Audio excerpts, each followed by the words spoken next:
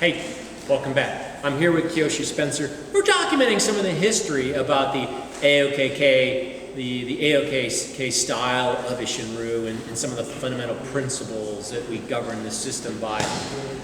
Let's talk about one of maybe the fundamental, most basic concepts. I think it's probably one of the defining factors of AOKK Isshin-Ryu. Tell me about the theory of the three ranges of fighting. How in the world can there be three ranges, right? Frank, you've probably heard this about 1,000 times, so this is going to be killing you to hear this one more time. The three ranges of fighting are basically, we break technique down into three ranges: long range, in close fighting, and obviously mat technique. What I discovered, and this is not my idea, this is nothing new to me, this was something that was drilled in my head from my first karate instructor, who was full contact oriented in just about everything we did. We went hard and we went full contact. My son, speaking of full contact, he trained in full contact karate, and he did quite well in some state competitions. He won a lot of things.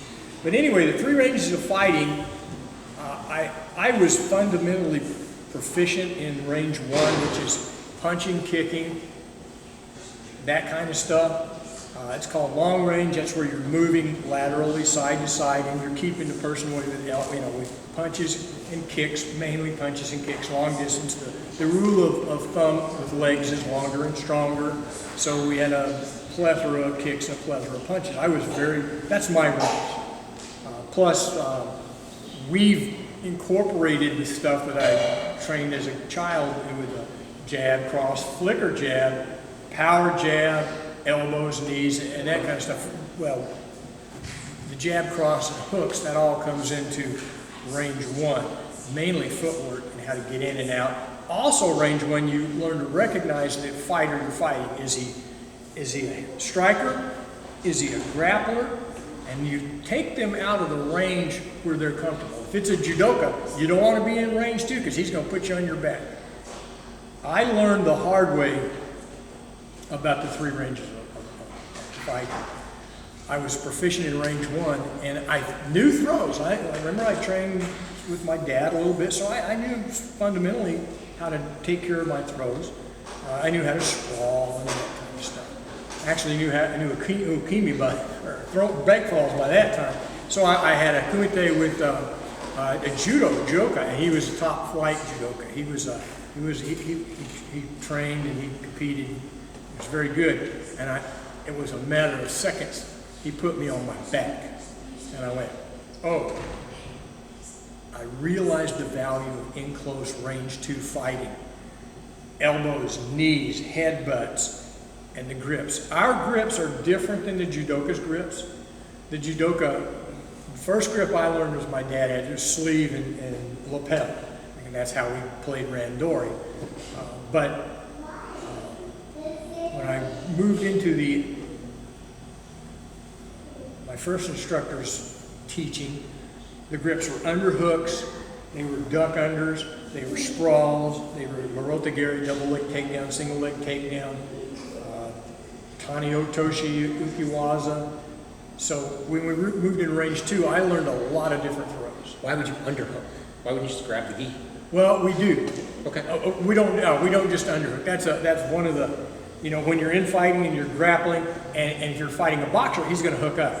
He's going to try to clinch. When he clinches, when you underhook, boxers will underhook to keep you from hitting him. Well, that's wonderful for us because we do that. We underhook with him. We take him over our hip and land him on his back. So, you like grappling. You like throws better than you like eating. Of course. Anyway, and on the street, by the way, not everyone wears a gi. That's true. That's very true. We do a lot of throws by the neck and the head because, most people that you find on the street, they got a neck and a head. You notice that? And judo doesn't teach throwing by the neck or head. We do teach throwing by the neck or head because it's a really great way to throw a judo player because they're not expecting you to grab. They're like, what the heck are you doing? That's against the rules. Down the street.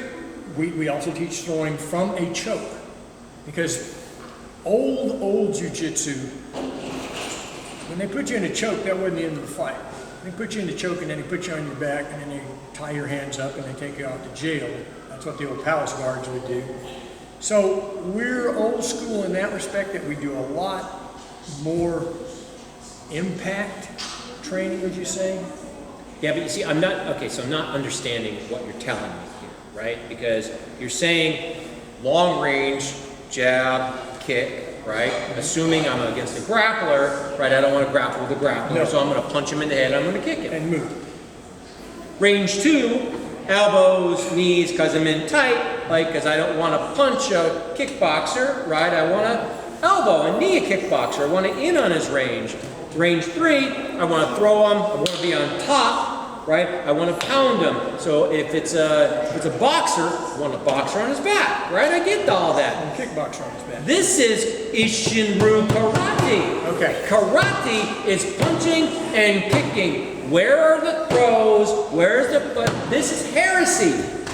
No, as a matter of fact, if you study the Bunkai, which we probably push Bunkai heavier than most, you will see all these throws, all the techniques we teach are in the Bunkai, which makes our kata extremely valuable. If you're doing kata and you don't understand most of the kata is range 2 technique, kind of wasting your time. Horse stance, you don't fight out. You can't fight, you don't fight out of a cat stance, but you sure can throw someone.